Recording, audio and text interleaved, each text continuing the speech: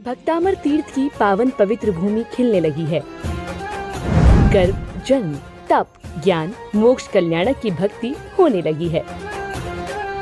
प्रभु जन्म लेंगे, देवगण झूमेंगे, इंद्र इंद्राणी बलैया लेंगे, रत्न बरसेंगे, शहनाइयाँ बजेंगी, भक्त आनंद में नाचने लगेंगे।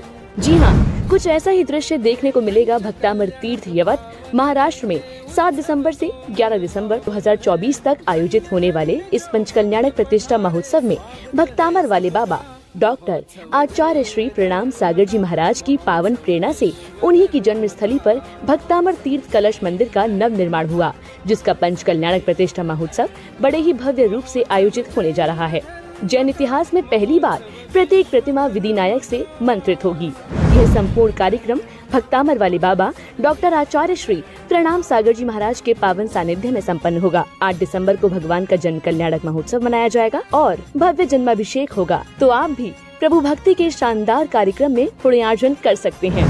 नवग्रह महाकुंभ कलश 11 लाख, नवग्रह नवरत्न कलश 2,51,000, हीरक पंचरत्न कलश 1,23,000, हीरक कलश 51,000, स्वर्ण कलश 21,000, रजत कलश 11,000, ताम्र कलश 5,000, पीताम्र कलश 2100 रूपए की राशि में उपलब्ध है। आयोजक भक्तामर तीर्थ पंच कल्याणक महोत्सव समिति, निवेदक प्रणाम धारा परिवार ट्रस्ट, कार्याध्यक्ष किशोर जिंदत शाह बारामती, सलाहकार केसी जैन मुंबई। संपर्क सूत्र।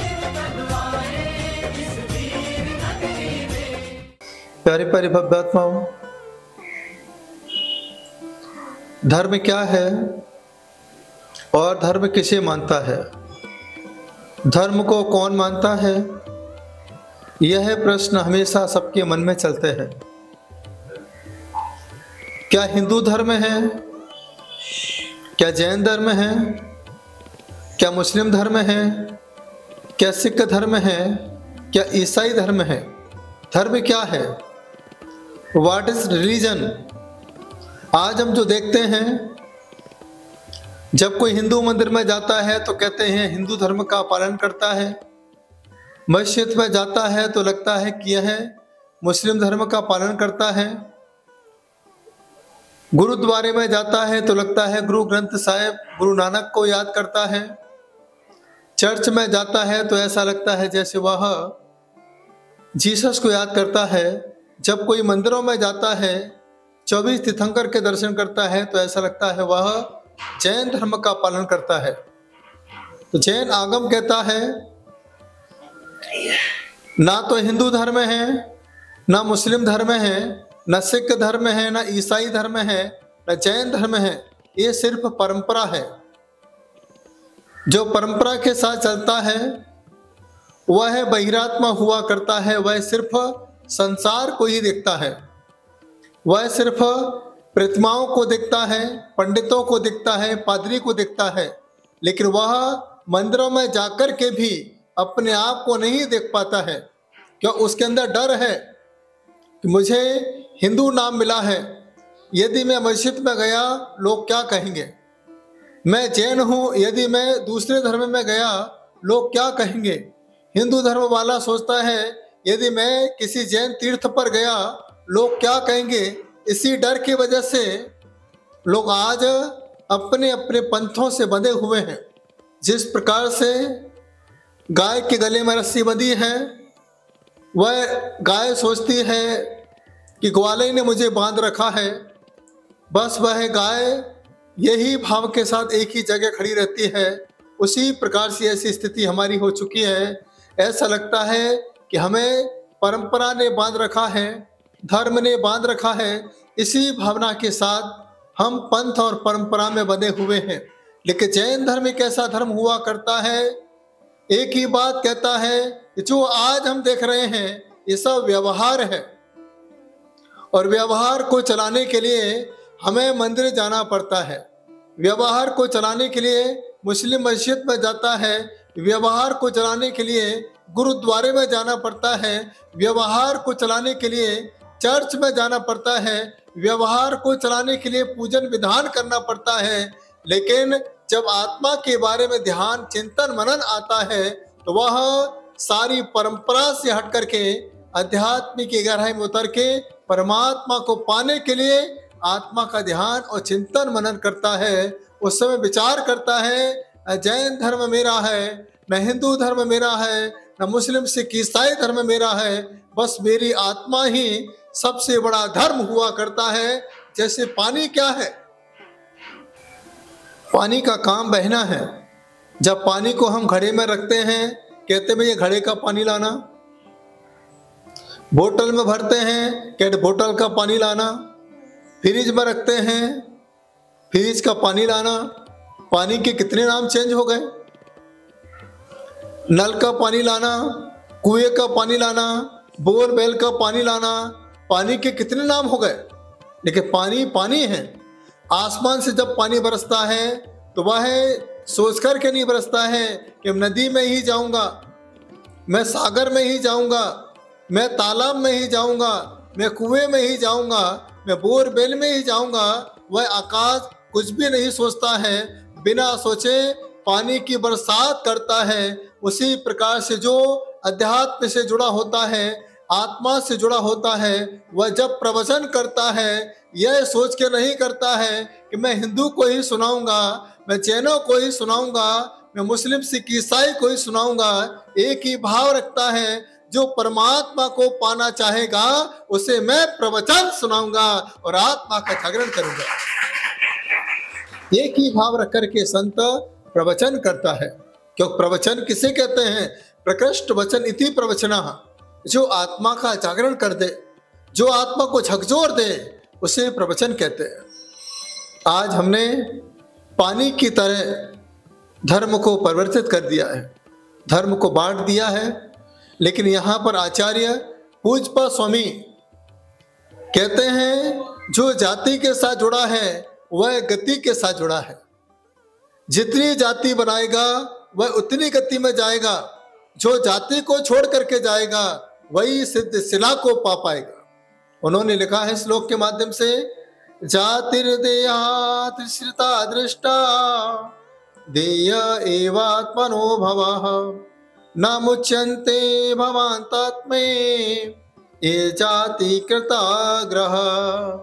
यहाँ पर आचार्य पूज्यपाद स्वामी समाधि तंत्र में लिखते हैं, ये जाति शरीर के आश्रित हैं, जो शरीर से अटैच है, शरीर से संबंध बनाए हुए हैं।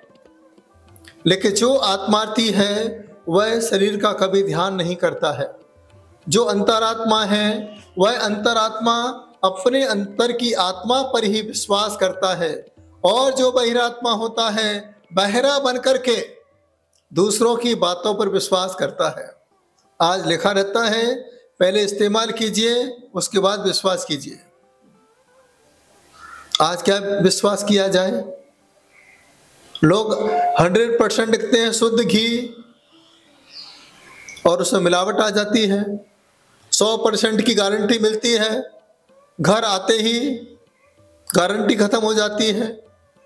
तो याद रखना जो हम देख रहे हैं सब बहिरात्मा है, बस हम अंधविश्वास करके सारी दुनिया पर विश्वास कर रहे हैं।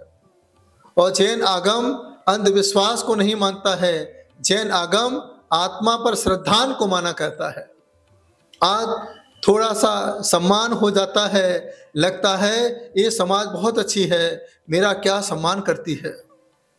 अपने सम्मान के लिए व्यक्ति धर्म को बदल देता है, अपने सम्मान के लिए व्यक्ति पूजा पाठ को बदल देता है।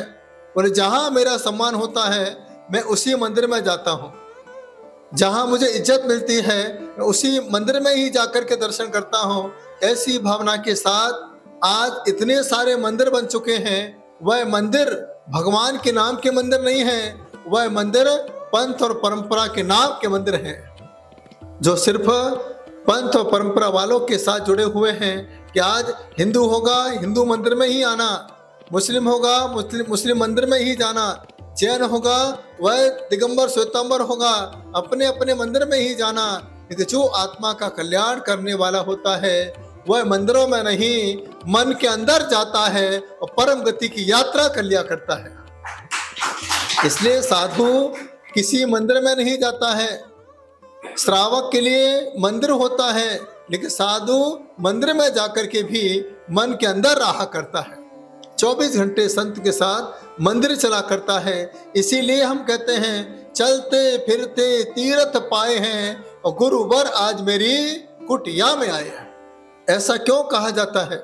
इसलिए कहा जाता है वो साधु का अंतरात्मा है और अंतरात्मा में सदा के लिए मंदिर और तीर्थ स्थान चला करते हैं। जब भी आंख बंद करता है तीर्थों की यात्रा कर लेता है और जब आंख खोल के देखता है उस स्थान को तीर्थ स्थान बना दिया करता है। ऐसे जैन धर्म संतों की साधना हुआ करती है, जैन संतों का आशीर्वाद हुआ करता है। जैन संत किसी पंथ और परंपरा से नहीं बना होता है। जैन संत तो पानी की तरह हुआ करता है। जैन संत के ऊपर न हिंदू की छाप होती है, न मुस्लिम सिख ईसाई की छाप होती है, क्योंकि छाप कपड़ों से होती है। जहाँ कपड़े होते हैं वहीं पर छाप होती है। ये पैसे वाला है, ये सूट पहन के आया है, ये गरीब है, कुर्ता पजामा पहन के आया है। कपड़ों से अमीर गरीब की छाप हुआ करती है, लेकिन जब कोई दिगंबर होके आता है उसकी छाप साक्षात पारसनाथ के नाम की हुआ करती है। 24 तीर्थंकर की छाप हुआ करती है, तीर्थों की छाप हुआ करती है। ऐसी भावना के साथ संत आपके बीच में आकर के आपको आशीर्वाद प्रदान किया करते हैं। इसलिए कभी संतों के साथ भेदभाव श्रावक करता है। जो संत श्रावकों के साथ भेदभाव करता है वह संत नहीं होता है, क्योंकि संत की भावना भेदभाव की नहीं, भेद विज्ञान की भावना हुआ करती है। संत सदा भेद विज्ञान किया करता है। दूध अलग है, पानी अलग है, तेल अलग है, तिल अलग है, शरीर अलग है और आत्मा अलग है। ऐसे भाव जब तुम्हारे अंदर पैदा हो जाते हैं उस आत्मा को कहा जाता है अंतरात्मा, क्योंकि वह अंतर की आत्मा से बात करता है, अंदर की आवाज से बोलता है। उसके अंदर की आवाज क्या बोल रही है, उसी भावना के संत अपनी बातों को आपके बीच में रखा करता है। इसलिए जीवन में आज हम जो देख रहे हैं ये सब बहिरात्मा की बुद्धि है। आज हम कहीं यात्रा पे जाते हैं, एक दिन अच्छा लगता है, 2 दिन अच्छा लगता है, वो तीसरे दिन अपना घर अच्छा लगता है। आप कहीं जाओ, विदेश हो क्या जाओ, 1 महीना रह के आते हो, 1 महीने में एक एक दिन आप गिनते हो। क्या करें, बच्चों के लिए आना पड़ा। यहाँ तो बात करने वाला भी कोई नहीं है, बच्चे ऑफिस चले जाते हैं, कहीं अकेले जा नहीं सकते। उस अंतरात्मा से पूछा जाए कि आप 1 महीने कैसे निकालते होंगे, आपको अच्छा नहीं लगता है। जब अपने घर आते हो तब लगता है कि आज पेट भर के भोजन मिला है। बाहर तो सिर्फ स्वाद ले करके जितना समय निकाल लेते हो। अपने घर का भोजन सबको अच्छा लगता है, भले ही कैसा भी हो, सादा भी भोजन अपने घर का अच्छा लगता है। तो जैन आचार्य यही तो जैन आगम में कह रहे हैं, दुनिया में कहीं भी घूम के आ जाना, अपना घर अच्छा लगता है। इसी प्रकार से किसी से भी परिचय में आ जाना, आप जब अपने अंदर बैठ के आत्मा का ध्यान करते हो तभी आपको सबसे ज़्यादा अच्छा लगा करता है। तो सबसे अच्छा आपको लगना है तो सबसे पहले आप मंदिर जाओ, कोई बात नहीं, मंदिर में जाके पहले मन के अंदर आओ। मन के अंदर आओगे तो कोई विकल्प नहीं होगा, मंदिर जाओगे तो बहुत सारा विकल्प आपके मन में हमेशा चलता रहेगा। तो जीवन में एक ही भाव हमेशा बना के रखना कि सर्वधर्म किसे मानता है, किसे मानता है सर्वधर्म? सर्वधर्म एकमात्र आत्मा को ही मानता है। सभी का एक ही उद्देश्य है, रास्ते अलग अलग हों कोई गम नहीं, मंजिल सबकी एक है। हिंदू धर्म भी मोक्ष की बात करता है, मुस्लिम भी जन्नत की बात करता है, सिख ईसाई भी मोक्ष की बात करते हैं और जैन धर्म भी हमेशा मोक्ष के लिए ही इस दिगंबर रास्ते को खोला करता है। तो इसलिए सभी धर्म का एक ही मानना है, अप्पा सो परमप्पा, आत्मा ही परमात्मा है। आज पूरे भारत देश में हिंदू धर्म जैन धर्म को ही फॉलो कर रहा है। हमारे जैसे भगवान हैं, आज हिंदू धर्म एक ही बात कहता है कि जैसे जैनों के भगवान बैठे हैं बस वैसा बैठना सीख जाओगे, उसी दिन तुम्हें परमात्मा से मिलन हो जाएगा, परमात्मा से साक्षात्कार हो जाएगा। यह बात हर धर्म के लोग बताया करते हैं।